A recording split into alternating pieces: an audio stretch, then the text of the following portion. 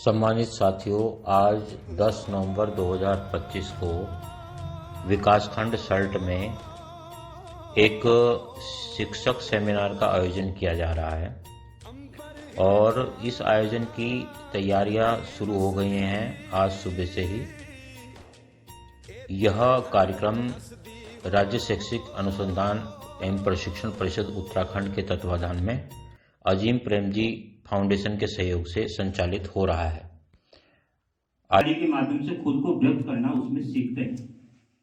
विचारों में स्पष्टता, जब बच्चे अपने विचारों को लिखते हैं तो वे उन्हें व्यवस्थित और तार्किक रूप से प्रस्तुत करने का अभ्यास करते हैं। इससे उनके सोचने की प्रक्रिया में स्पष्टता आती है। लेखन के संप्रेषण का महत्व इसमें भी है कि उनके जो ज्ञान का स्थायित्व है वो बढ़ता है।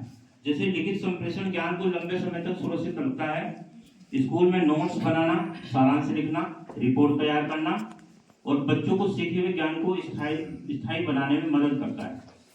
सामाजिक जुड़ाव और एक गोलाकार आकृति बनाओ या वृत्ताकार, गोलाकार में गोल घेरा बनाओ या वृत्ताकार आकृति बनाओ। तो बच्चों में कुछ कटोरी, कुछ ढक्कन, इसकी सहायता से वृत्ताकार आकृति बने। तीसरी गतिविधि में बच्चों से कहा कि फर्श पे पहले ऐसी आकृति खाली चौक से बनाओ। खाली चौक से जो आकृति बनी वो वृत्ताकार तो आसानी से बातचीत होगी। और सबसे पुरानी चिंताओं को भूल जाते हैं।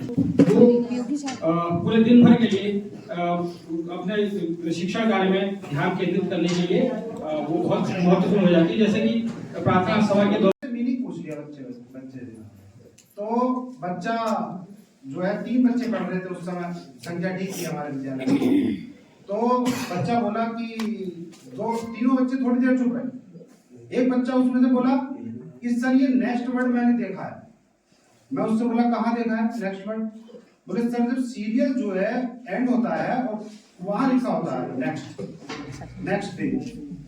तो नेक्स्ट डे का मतलब जो कल आने वाला है सीरियल में, कल होने वाला है, वो नेक्स्ट डे ये बताता है कि अगला कुछ आगे आने वाला है।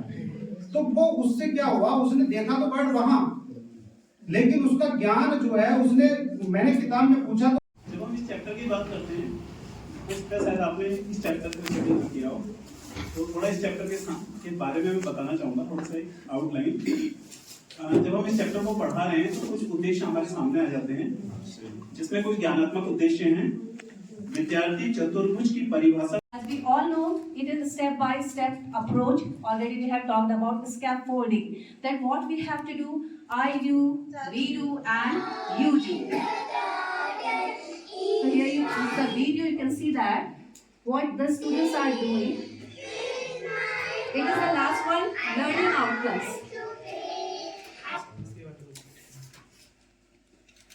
So you can see that the students are reciting the poem by their own. We can say that it is one of the learning outcomes, that they have learned the poem clearly and they are doing all the actions clearly.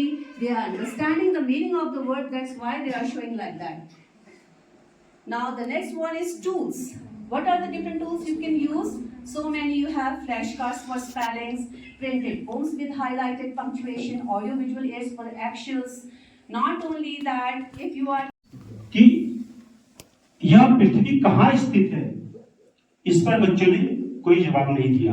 फिर बच्चों को कुछ चित्र दिखाए गए जिसमें चांद, सूरज और तारे दिखाई दे रहे थे। बच्चों से पूछा गया कि आपको क्या क्या दिखाई दे रहा था, तो बच्चों ने बता दिया चांद, सूरज, तारे दिखाई दे रहे हैं। फिर पूछा शक्ति जो है, मतलब ग्रेविटी को जो एक्सप्लेन करा उन्होंने, very nice, I am impressed. और बाकी औरों ने भी, पवन सर और मैडम ने भी बहुत अच्छा करा।